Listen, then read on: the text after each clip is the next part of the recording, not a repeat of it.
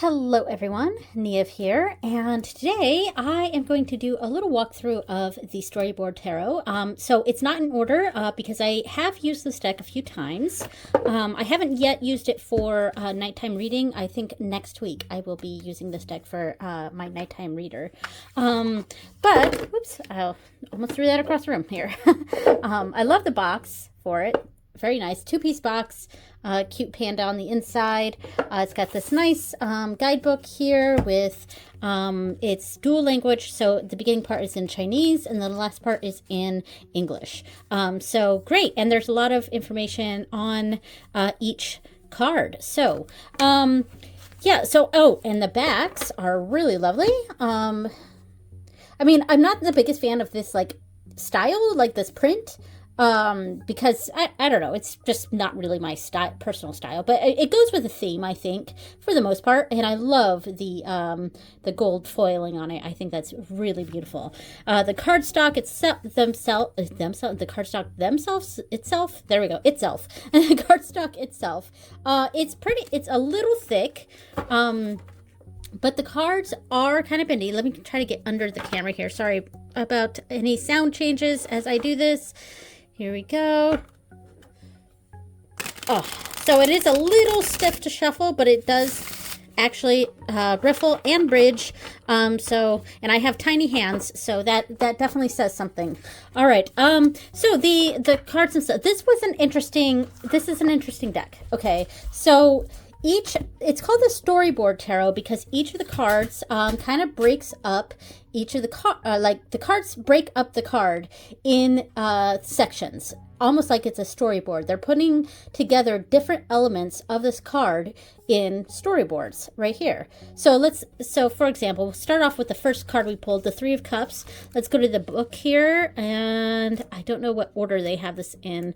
They have cups last or first? Looks like first. No? Second. Okay. Yes, Suit of Cups. There we go. So the Three of Cups right here. So it says, share the joy of the moment, create a purer and deeper emotional connection with your friends, and communicate only each other's hearts in the moment. So of course that's the general, that is an interpretation of the Three of Cups, of course, but they break down the symbolism that they've incorporated in this card. So symbolic elements, the milk tea. So milk tea right here, maybe? Yeah. Yes, the milk tea right here. So the expression of individual differences and personality, seeking common ground while reserving differences. And then the roses. They represent passion and exuberance. The placemats right here, or the picnic, is, because it is a translation of the of the Chinese. So they say placemat here, placemats. What they mean here is the picnic blanket. So you do have to keep that in mind with this book, that the English part is probably a quick translation of the Chinese part, because this is a Chinese deck. That's why the box here has the name of the deck in Chinese.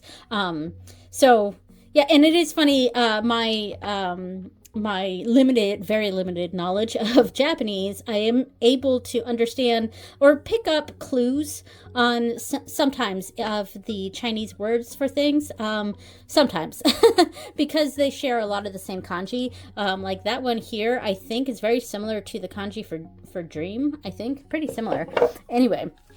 So the picnic basket represents gathering, friendship, unity. And then they have a bit right here on enlightenment. And this reads, how long has it been since you've been in touch with a friend? How have you created good times with friends? So, I mean, really cool little book that does a good job at breaking down the symbols on the cards. Yeah, so I mean, a little bit broken English in there because I feel like it's just a quick translation. So you kind of have to like placemats instead of picnic blankets, so yeah. So there's a context level to it.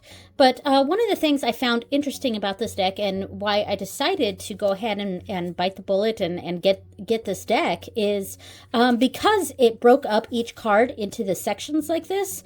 Sorry about my throat, by the way.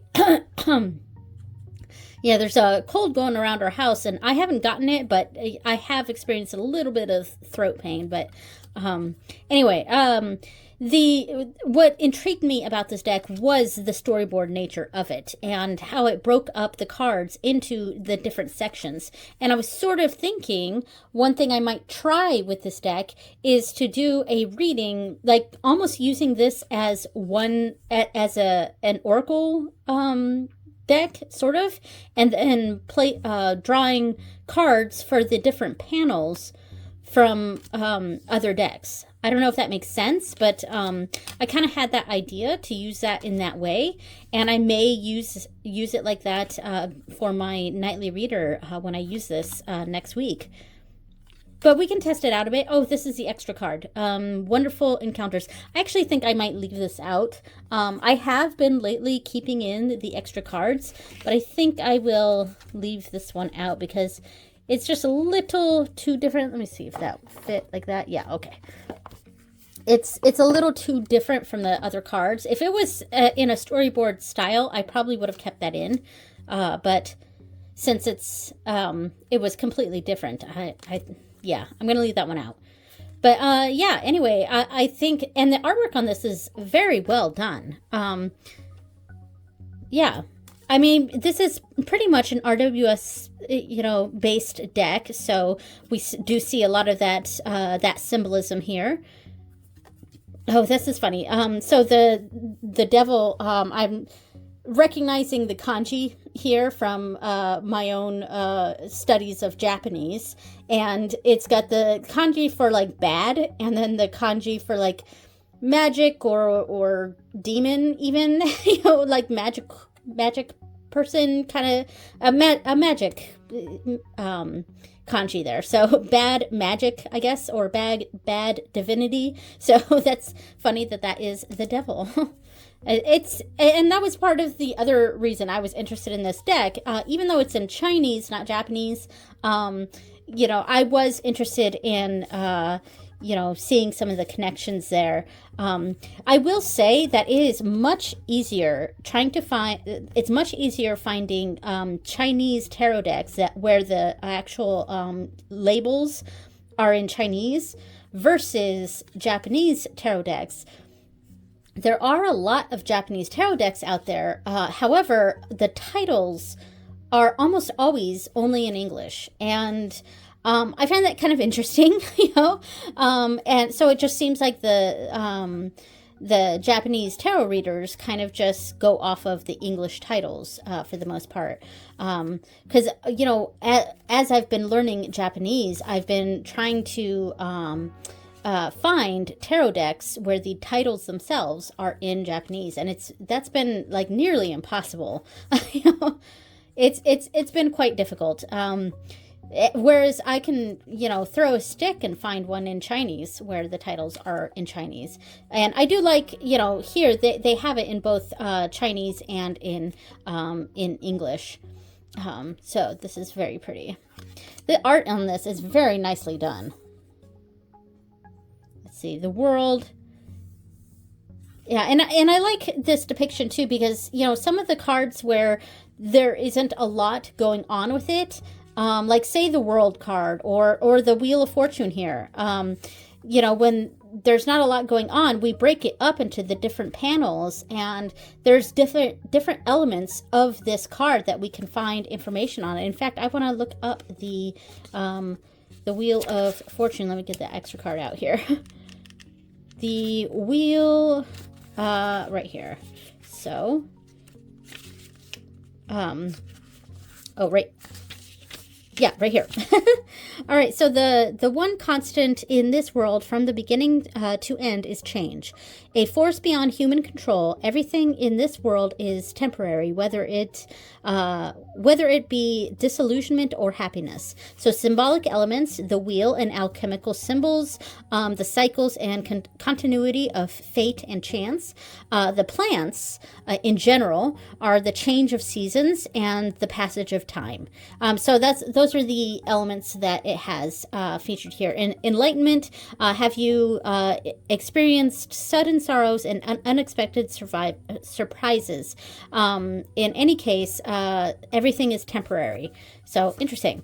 But, I did like that this kind of breaks things up, and it makes the card a little more manageable. So in a way, it's maybe possibly good for beginners. Maybe not completely, maybe not totally beginners, but it is a very nice deck, and some of the cards are very cute.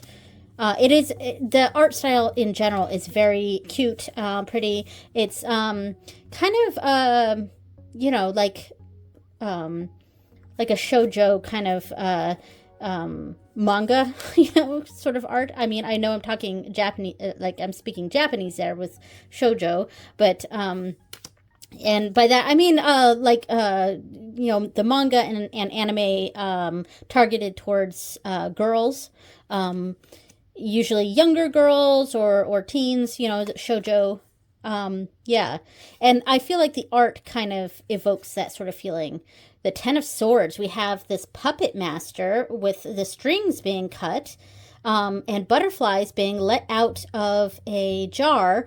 And is this a spider web or like shards of glass? Oh, there's a person too. There's a person here. I almost didn't see them in this lighting. So a person breaking through from something. So actually, this kind of gives a different interpretation of the Ten of Swords. Sometimes the Ten of Swords is quite, is, I would say, maybe the most difficult of the tarot cards, because to me, the Ten of Swords represents like a rock bottom situation. And the highlight of that is that there's only one way to go from there. Is, when you hit rock bottom, it, things can only get better there. So that's the hope of the Ten of Swords, but ultimately it is a very difficult card. Whereas this, we are seeing kind of a painful ending here of the, cutting the strings, but it's also a freedom. And we see that continued here, freedom. And this breaking through from a potentially something that was comfortable but not good for us, and breaking through from that. It's very interesting. I am interested in what the book says about that too, but I do want to get through these cards so we can play with some of the pairs. Yeah, so in general, I am excited to really use this deck more frequently next week. Oh, the Four of Swords. It has quite a dark, almost death element here with the coffin, even though this is a Four of Swords. And in general, it represents a rest, but it could go to that darker, more permanent rest place there. Interesting. Yeah, I mean, it is a very cool deck. I like the different sections. I'm definitely... Oh, I love this card. So the Eight of Pentacles is actually my favorite tarot card in general. And it's funny, though, because ultimately my favorite depiction of the Eight of Pentacles is the original RWS image.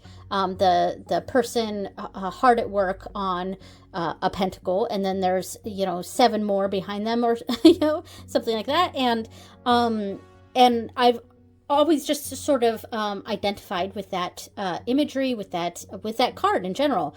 But I find that a lot of times in decks, it's not depicted in the way that makes sense, or that I like. So even though the Eight of Pentacles in general is my favorite tarot card, it's often not my favorite tarot card in individual decks. However, I think this is a fabulous Eight of Pentacles.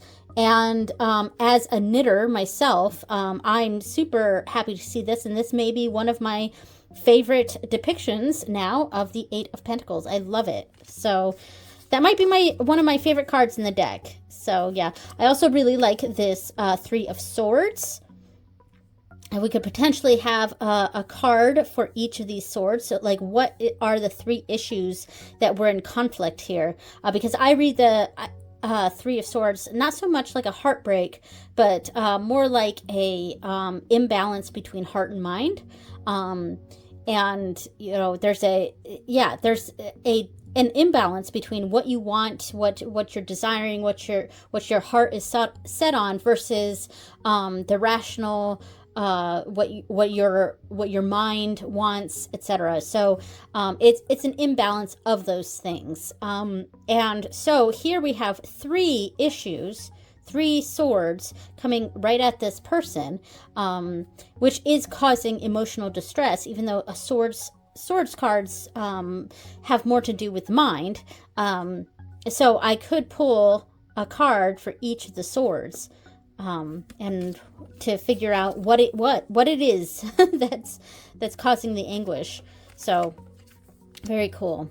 I'm going to try to speed through this a little bit. Cool. I like that. That's the kanji for strength.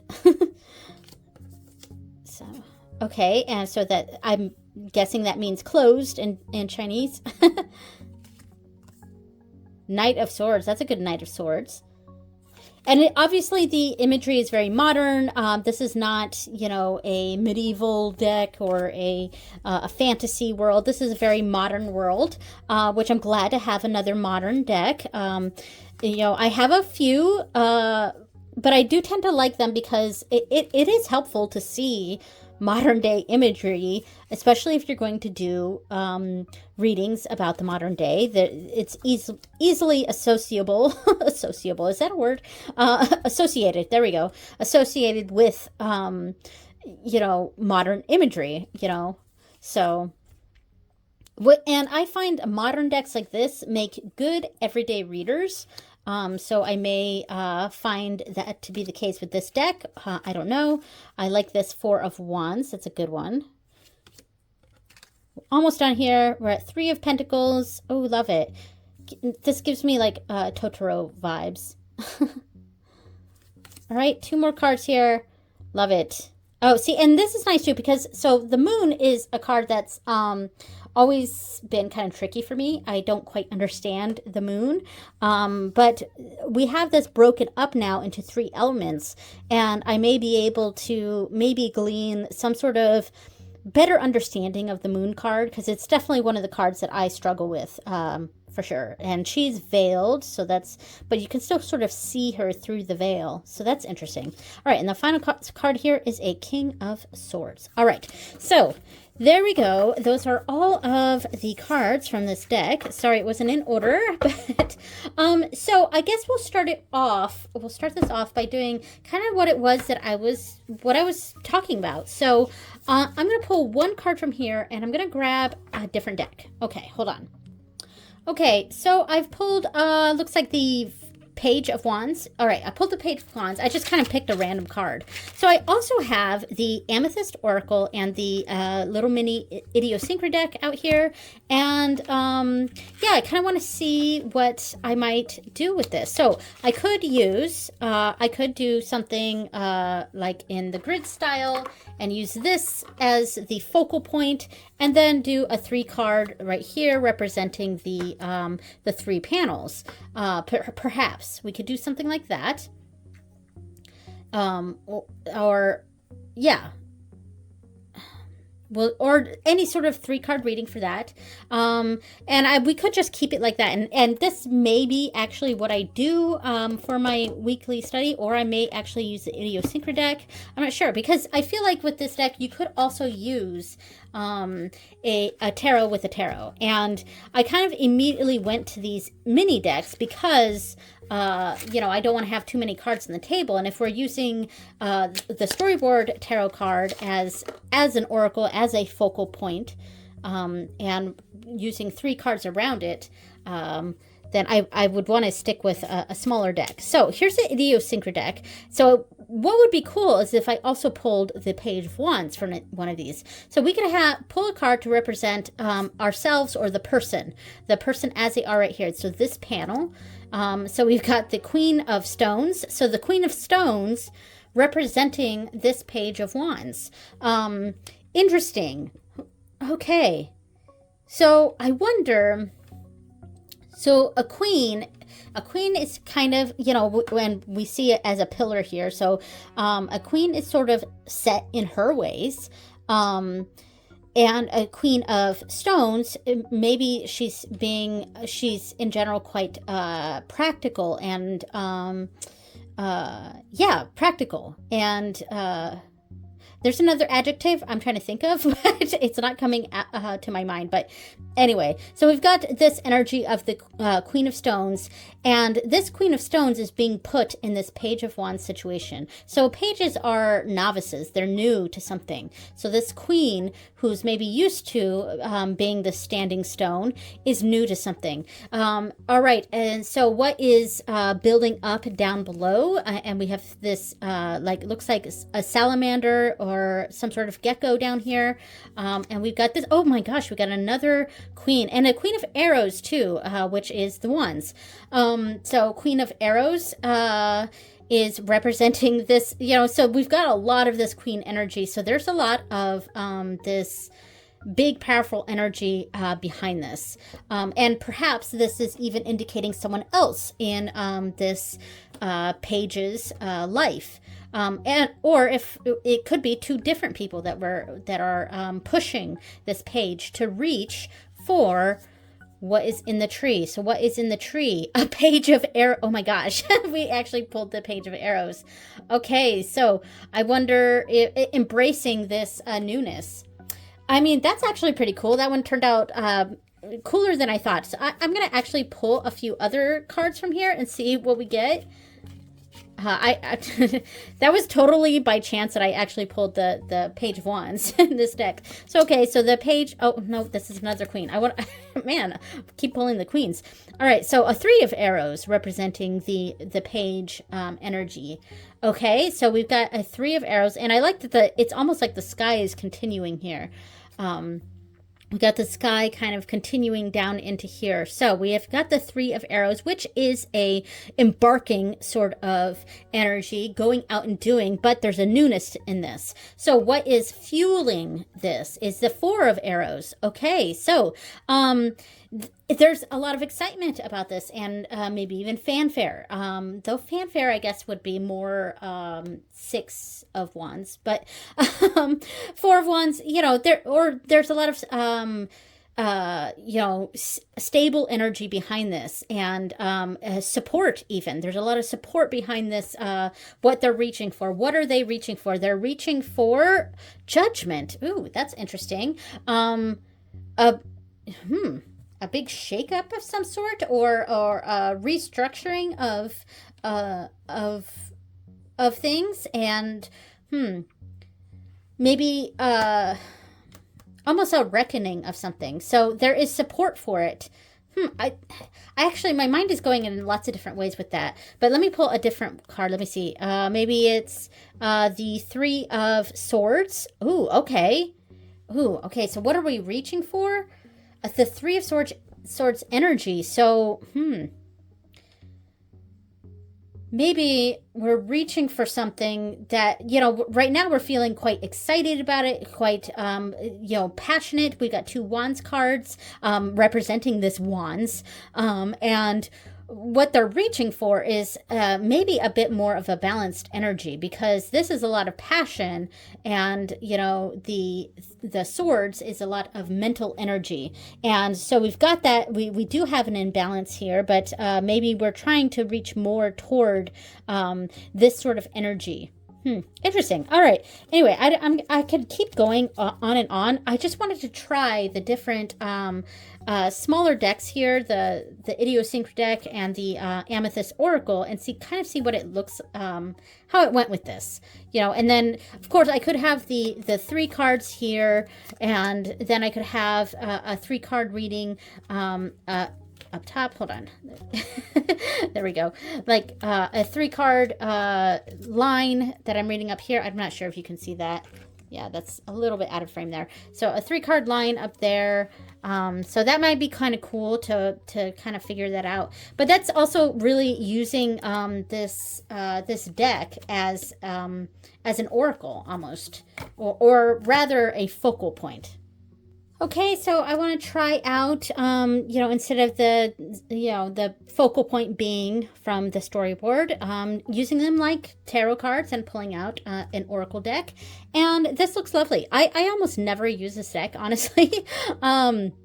It does go with a lot of decks, and this is the Hedge Witch's Oracle, I believe. I always kind of forget the name of this deck. But, yeah, so it goes with a lot of decks, and yes, it obviously goes with this one pretty well. It's just, I don't use it a lot, but this is nice too, because we can start pulling out some of the colors. I mean, we got the yellow, these almost look like these yellow, the poppies right here, the golden poppies.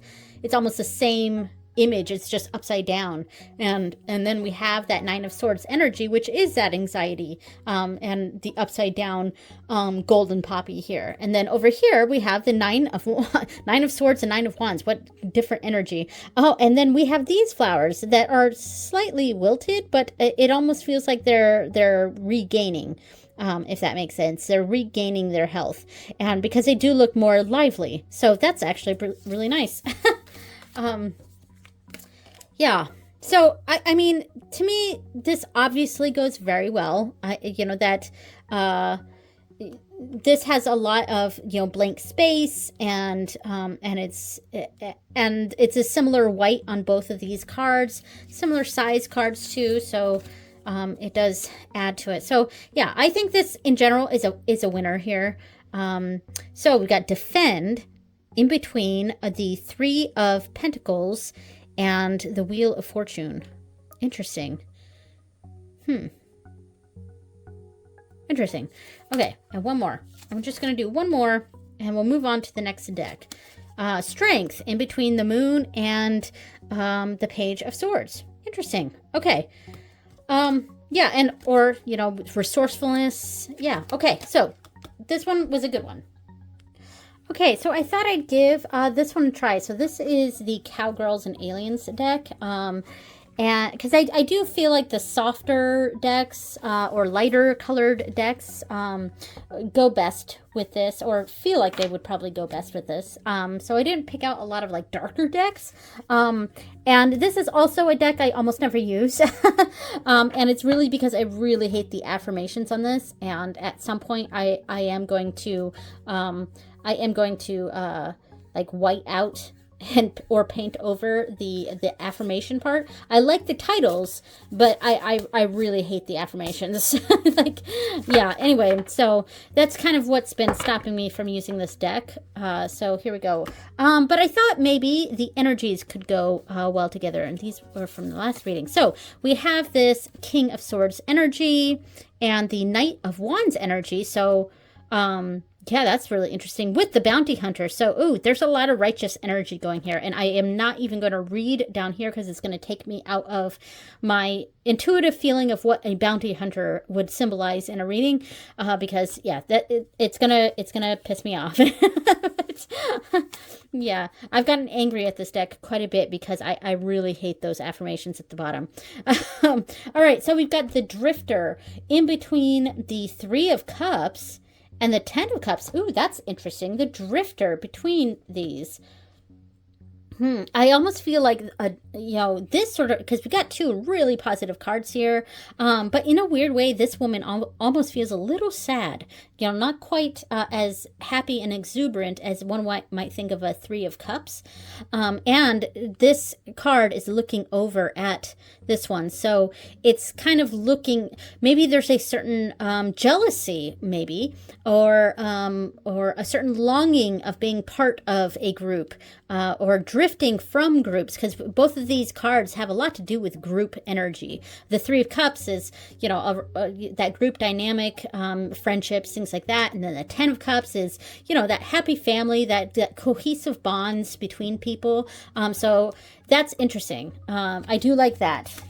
Then we have the bartender in between the Six of Cups and the Five of Cups. Ooh, okay. I mean, well, that's funny. It's between two cups cards and it's the bartender. So that's funny. So a bartender to me is like filling the cups. It's for good or for bad, you know, because they could be overfilling some cups or giving too much. But in general, I feel like this bartender energy is a provider sort of energy. In certain ways, like there's lots of different ways we could read into that depending on these the context of the reading, of course. And we have the Six of Cups, which is a nostalgia, and then the Five of Cups. Maybe we're wallowing in nostalgia and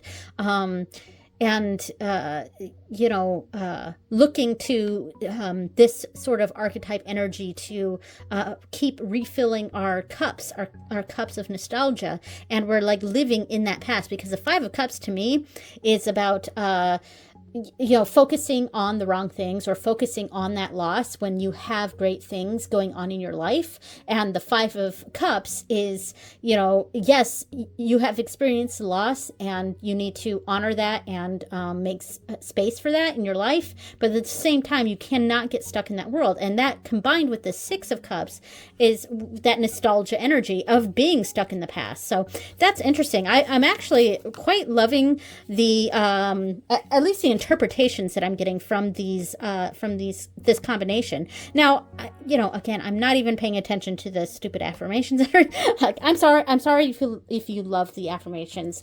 I just don't. And you know, I know I'm being dismissive by calling it the stupid affirmations, but that's just, you know, how I feel about that deck. So it's not a reflection of anyone else who actually enjoys the affirmations. It's just how I am. As far as how it looks together, I mean, obviously the art styles are very, very different. I'm not going to read any more of the cards. I'm just going to look at the art itself here. And yeah, I mean, it doesn't really match. But I have really enjoyed the interpretations I'm getting from this. So yeah, love this. So this was a surprise winner. Now we have an alien card. So it is certainly interesting energy. So I have one more Oracle deck to try, and that is the Chinois Oracle. Here we go, the Chinois Oracle. Oh, let me there, focus there. Okay, the Chinois Oracle, and yeah, because this is a Japanese deck, but I kind of wanted to see how the energies would go. And I mean, obviously we are mixing a Chinese deck with a Japanese deck, but I think, you know, especially also with the kanji, I'm going to take a chunk off here. With the kanji going on, it might actually be kind of cool. And I do like the art styles together. That is pretty cool. Oh, that's interesting. Now, obviously, I would have to use a guidebook with this, which does have English in the guidebook. And I'm still learning Japanese, so, you know, I could eventually do a study of some of these decks and to really understand what each of the symbols up here, because that right here, that means symbols. So it's basically a symbol of something. And let's see, this kanji actually means love. So, or maybe, I'm not sure. Anyway, I'm not going to mess things up there. But yeah, so, I mean, so we're looking more at aesthetics right now. And I actually think this is cool energy. Ooh, look at that with these two cards. That's pretty cool. Yeah, I like the Chinois with this. I'm only going to do a couple more just because I can't quite read this yet. Oh, look at this energy. And this would have gone well with that Three of Cups too, because we're actually seeing that crowd.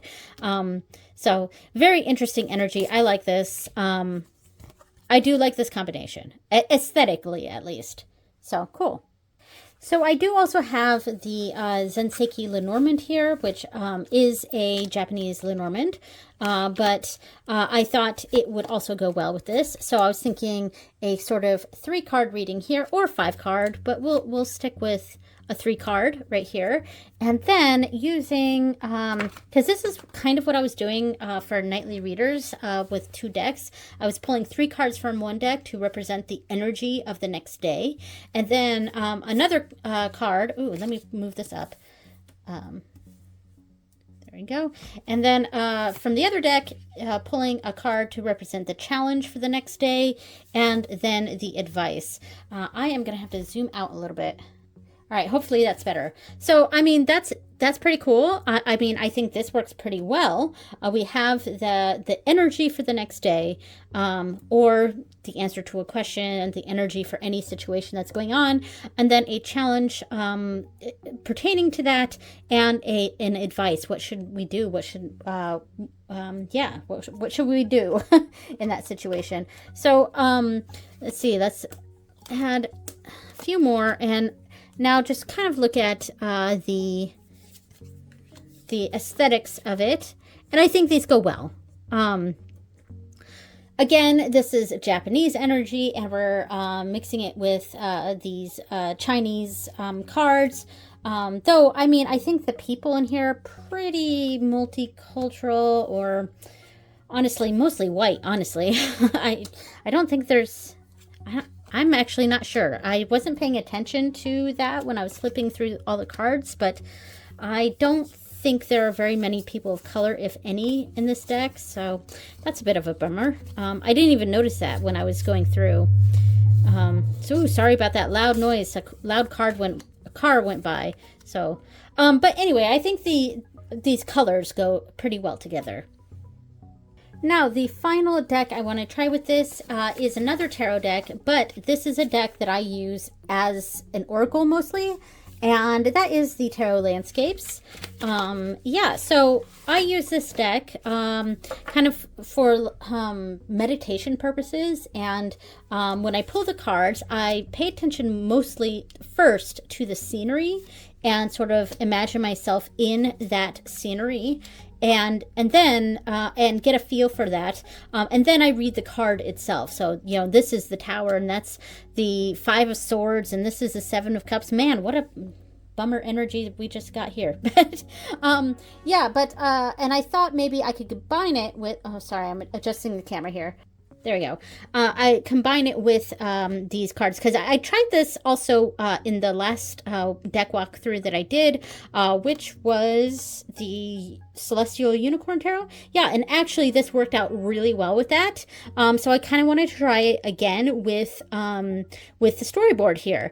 And so I mean, we have this energy above here, and this is almost sky, because we've got paper airplanes and stuff, and this is, you know, this is an Ace of Swords. Maybe we've had some pre-knowledge of this disaster or disaster type energy that's about to happen. I mean, and it's opened a chasm, you know, and it's cool, like, connecting the cards like this. And then we have this tree where its roots, or maybe the bottom part of the tree, goes down to the 7 of Cups, and the 7 Cups is reaching up. Oh, and we also have 7 of Cups right next to each other, reaching up to this tree, you know. And then now we have the 5 of Wands, which is almost a competition sort of energy. And we're seeing these busy birds out here and kind of fighting each other. And we're almost watching that energy, because we see this girl right here is just sort of watching these birds compete and fight with each other over mates or whatever. And that is above this deep chasm of this 7 of Cups energy. So, and we can look into, you know, the fact that we got 2 7 of Cups cards for this reading. So that's pretty cool. I have enjoyed doing this setup with tarot, or with the Tarot Landscapes here. Oh, we got the Tower card again. Awesome. Yeah, so we got Empress above this 6 of Cups. Okay. It's almost a nurturing energy that we're wanting, because the Empress is a nurturer, and then the 6 of Cups is a nostalgia sort of card, and thinking back to what we perceive to be better times, perhaps. And then we have this desert with a single oasis. So there is hope here with this Nine of Cups here. And I feel like this night, because it is a Nine of Cups, so we're really supposed to be focusing on that oasis in the middle of this, huge desert here, and that is right above the tower. So and to me this feels like there is a tower moment that's happening, but there is an oasis in the center of this situation. And then finally we have the King of Cups here above the Ace of Swords, and this is just the tip of the iceberg. What's going on here is the tip of the iceberg, and the King of Cups needs to have a measured approach, because King of Cups is a more mediator type energy, and that's why we have this mediator's table here, and a tea, and pouring tea for the different sides, side one, side two, and the truth, yeah, so that's sort of the energy that this King of Cups brings here, and an understanding that there is more under the underwater.